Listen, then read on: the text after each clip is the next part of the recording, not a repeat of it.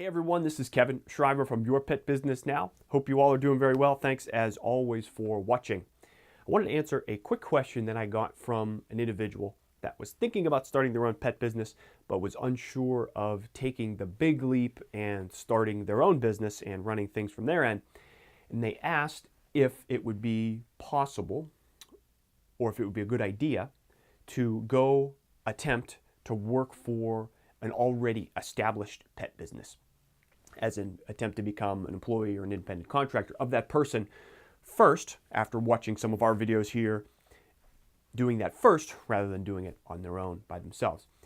And my initial reaction to that was asking them what they were trying to do. And in their situation, they were attempting to look for a part-time job. They knew working with animals was very lucrative, but they wanted to see if it was something to do, as in they had a chance to kind of determine if they should take a career path in another direction, or they understood, and they did understand the potential of working with animals. And so they asked about what if working part-time, if I could kind of ease into it. And a couple things with that. My first reaction is, yeah, go for it. It is totally okay to go and attempt to provide value to the marketplace, and you being, a part of a team, as in you're an employee, or rather you're not the entrepreneur, not the owner of everything. It is totally okay to do that. If you watch a lot of these videos, I hope I give you some value in that you can be a better service provider. And if you watch some of these videos as well as you talk to the owner and you are figuring out some of the pieces that you can do to add more value, hopefully the owner or whoever the leader is of the company would be watching that and be able to see that. And because they are kind of following and can see the value that you're delivering, hopefully they understand and they keep you around. If you decide to pursue that full-time and being a part-time person, or rather being on a team, and you turn that part-time into a full-time position, then you would want to figure out how you can maximize your income being the service provider. There's nothing wrong with that. For example, I have 9 people that work on my team currently as I'm making this video. 3 of them are full-time. One woman quit her job as a teacher to become a full-time dog walker and pet sitter for me and my company. She makes more money being a dog walker and a pet sitter than she does and than she would on the trajectory that she was doing as a teacher. Now, that was her choice. It fit into her lifestyle and everything, but she's happy as can be. And she also understands the value that I bring as the owner and the leader of the company. She likes working for me. She likes working with the team. She does not want to be the number one, as I like to call it. And it's okay to not want to be the number one, but if you want to be a really good 2, 3, or 4 on a team or in a company, any type of company, from an entrepreneurial, from just a small business perspective, there's nothing wrong with that. You can make a ton of money being the technician, being the specific role filler, role player on any given company. So go ahead and do that.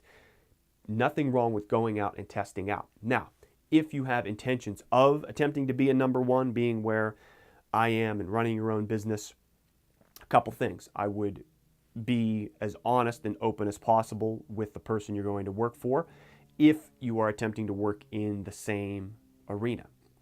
You might say to them, hey, I'd like to start working for you. Maybe you don't have to really say anything to them, but just out of respect, and if you like the person, you should like and respect them if you're going to work for them.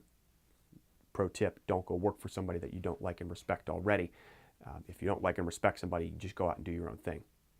However, if you do like and respect them, you may say to them, hey, I'd like to go start this on my own somewhere else. That works out really well. I've had a couple people that have worked for me that have been in college and they're from other parts of the country, and they said, I'd like to do my own thing somewhere else in the country. Not a problem. You can come work for me any time of the day. I'd be happy to teach you and happy to help you. Obviously, I'm teaching all of you the same things. That's perfectly fine to do. That is a great and very healthy relationship to set up when you explain and you're honest in advance. I would not attempt to start a business by going to spy on somebody else and work for somebody and try and learn their tips and tricks, and then go start by taking their clients or starting, a business next door. You're going to run into a lot of problems with that. And in fact, if you're going to do that, don't even follow them. Just take all the stuff here and take advantage of all the stuff that I'm offering here through Your Pet Business Now, and you'll be heads and tails above anybody who is attempting, or any business that you're trying to model or copy. So always be upfront. There is no reason you can't be upfront about that. And you can say to them, I found this guy on the internet and he talks about how to have an awesome business and how to make a lot of money doing this type of service and providing this service to the marketplace. Would you mind if I showed you what he's doing or what he's thinking about? As in, you can show them my stuff and you say, here's what I've studied. That's actually a great way to actually get a jump in and get a head start working with somebody. You could say to them, I've studied, and put that on your application, or if you email somebody and you want to get a job with them, I studied the stuff that this guy teaches, Kevin at Your Pet Business Now, send them the links. I've studied all this stuff so I understand how to do this.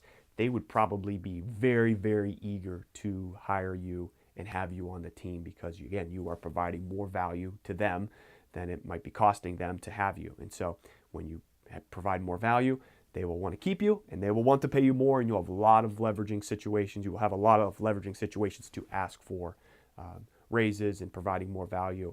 So yes, if you want to protect yourself, any type of education helps. Again, the stuff I teach here hopefully is providing you with some value.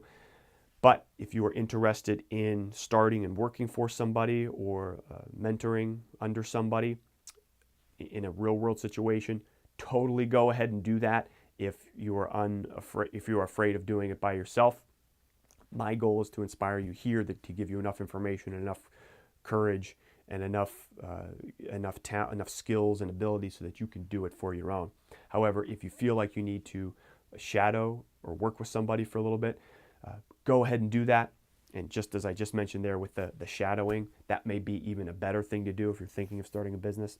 Find somebody and follow them around and say, hey, would you mind if I followed you around for a little bit to see if this is something I want to do? However, if you're going to be in an area for a part-time or a short-term basis, nothing wrong with calling up the best or interviewing other companies to see if you could be a resource for them. If you guys have any questions on this, or if you have any more questions about trying to find a company to work for, let me know and I might do another separate video on that. But thank you for watching this video. If you guys have any comments or questions about working for another company part-time or starting part-time or on a short-term basis with another pet company, leave a message and I would be happy to help you answer that. This is Kevin from Your Pet Business Now. Thanks as always for watching and have a great rest of the day.